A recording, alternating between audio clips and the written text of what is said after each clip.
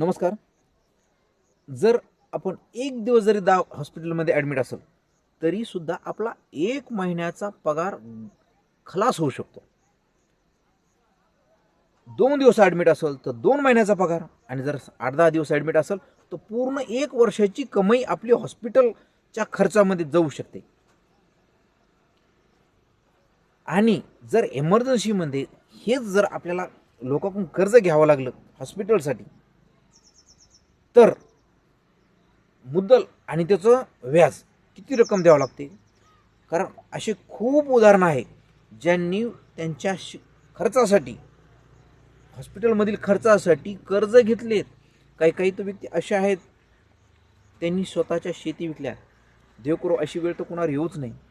पण हॉस्पिटलचा हा जो खर्च आहे हा अनपेक्षित खर्च आहे.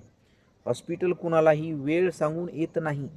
म्हणून हॉस्पिटलच्या ह्या खर्चासाठी तुम्ही 10 लाखापर्यंतचा विमा कवर घेऊ शकता. हेल्थ इन्शुरन्स पॉलिसी खूप छान पॉलिसी आहे ज्यामध्ये पूर्ण कुटुंब कवर होतं.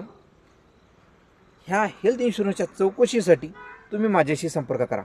माझं नाव वैभव माळवदे. मी फायनान्शियल ॲडवायझर आहे. मुक्काम पोस्ट पानेवाडी, तालुका घनसावंगी, जिल्हा जालना. माझं ऑफिस जालना या ठिकाणी आहे. या भेटा, 1-to-1 कन्सल्टेशन घ्या. जर तुम्ही बाहेरगावचे असाल तर माझ्याशी झूम मीटिंगवर तुम्ही 1-to-1 कन्सल्टेशन घेऊ शकता. धन्यवाद.